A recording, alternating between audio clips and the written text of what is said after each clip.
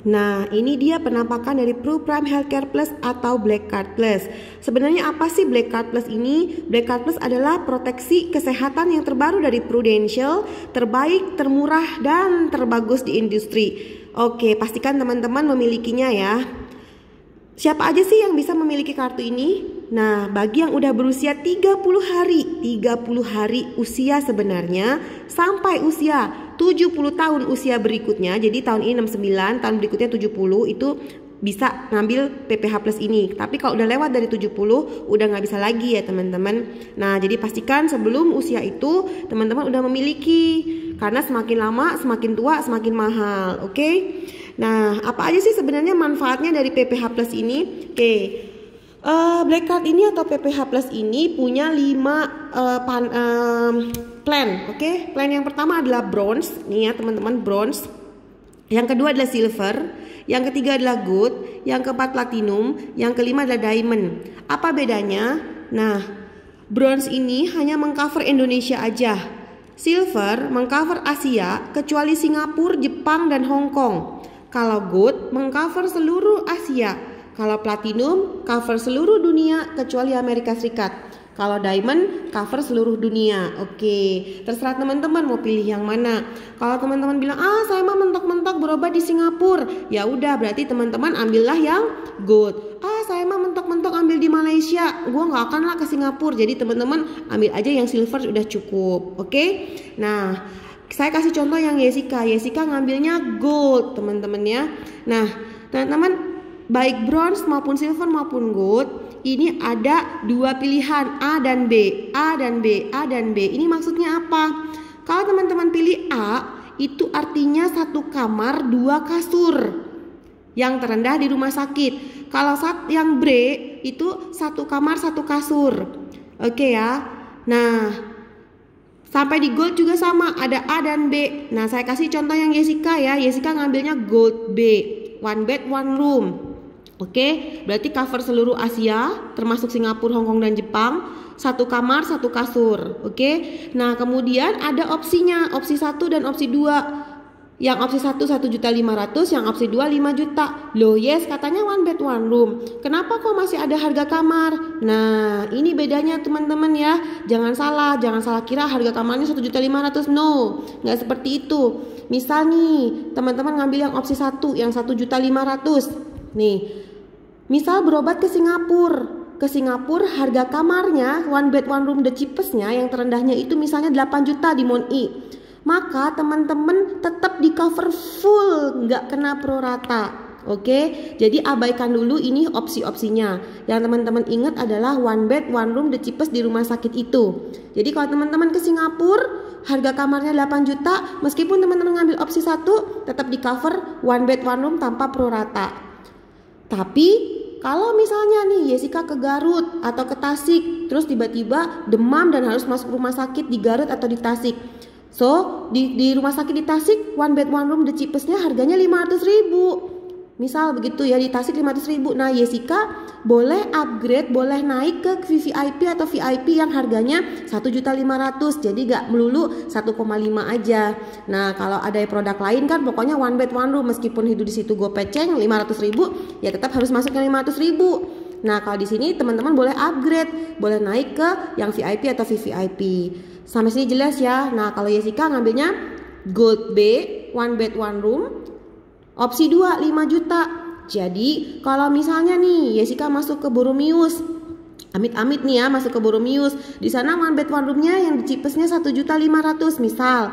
Nah, Jessica boleh naik kelas nih, boleh naik ke yang suite atau yang ke eksekutif gitu teman-teman. Oke, jelas ya. Oke.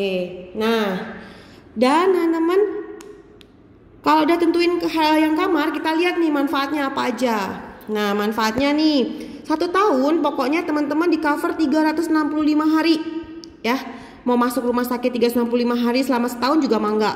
Kalau ada tahun kabisat gimana? Yes 366 sama aja, 366 hari teman-teman akan di cover. Oke.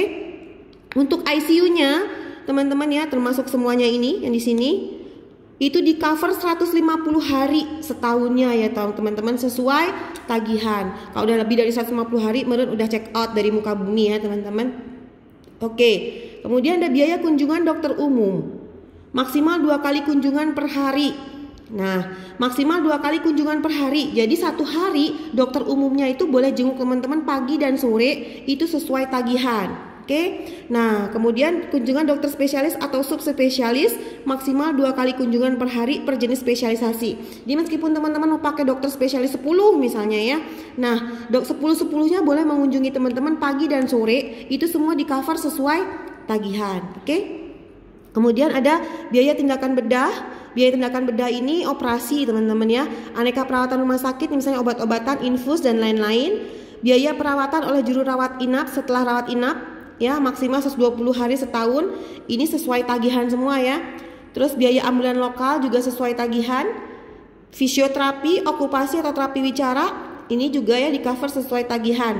Nah, nanti teman-teman tinggal minta ke Jessica ini apa aja ya tabelnya boleh. Jessica jelasin secara umum dulu di sini. Nah, kemudian ada biaya pendamping nih ya. Jadi misalnya Jessica sakit nih, Jessica kan ambil Gold B nih. Nah, si Sandi, suami yang nemenin, itu dapat jatah 850.000, tapi bukan dikasih uang 850.000 ya. Misalnya mau pakai extra bed atau makanan dari rumah sakit, itu dikasih, di cover sama Prudential. Oke ya. Kemudian biaya perawatan sebelum rawat inap dan biaya perawatan setelah rawat inap, nih ya. 30 hari sebelum dan 90 hari sesudah rawat inap itu di cover sesuai tagihan. Oke. Misalnya kayak apa sih gitu ya. Misalnya hari ini Jessica sakit demam. Udah gitu gak sembuh-sembuh 3 hari, Jessica ke dokter. Kata dokter disuruh periksa darah. Kemudian Jessica periksa darah dan hasilnya kata dokter demam berdarah, harus masuk rumah sakit. Kemudian Jessica masuk rumah sakit 7 hari. Nah, selama 7 hari di cover sama Black Card. Kemudian setelah keluar dari rumah sakit Jessica masih harus cek dokter, periksa darah lagi. Jelas ya. Nah, biaya sebelum Jessica masuk rumah sakit itu yang ke dokter dan cek darah, dan setelah keluar dari rawat inap itu semua boleh dirembes teman-teman ke Prudential dan di cover dengan sesuai tagihan. Oke, jelas ya. Kemudian ada biaya bedah, rekonstruksi payudara dan rekonstruksi wajah teman-teman ya. Nah, ini teman-teman asalkan akibat dari kecelakaan maupun cancer, itu dua-duanya di cover sesuai tagihan ya. Tapi kalau untuk rekonstruksi wajah, bedah plastik karena pengen cantik, pengen mancung, nggak di cover. Oke. Kemudian ada biaya penggantian biaya donor pihak ketiga. Misalnya Jessica ginjal dan harus transplantasi ginjal, Jessica mah pasti di cover. Nah, orang yang nyumbang ginjalnya ke Jessica juga di cover sesuai tagihan. Jadi nggak cuma Jessica aja, tapi yang nyumbangnya juga. Oke. Kemudian ada manfaat santunan harian. Per hari maksimal 100 hari per tahun. Nah, ini kalau Jessica ngambil Gold B, ini dapatnya 1.500.000. Ini maksudnya gimana sih, Yes? Misalnya, Jessica punya Prime Black Card ini yang Gold B. Kemudian Jessica juga punya BPJS atau asuransi lain misalnya gitu ya. Anggap aja pakai BPJS. Jessica teh cuma demam biasa. Palingan juga habisnya kecil. Udahlah Jessica pakai BPJS aja. Nah, Jessica punya PPH, tapi Jessica di covernya pakai BPJS. Maka kata Prudential teh gini, oke, karena lu punya PPH, tapi lu nggak di cover PPH, di cover sama BPJS, maka lu dikasih ganti uang santunan harian ya, sehari di rumah sakitnya 1.500.000. Jadi ini bisa double claim sama BPJS, gitu teman-teman ya, ngerti ya? Oke. Nah, itu yang untuk manfaat rawat inapnya. Sekarang saya mau jelasin yang rawat jalannya. Oke.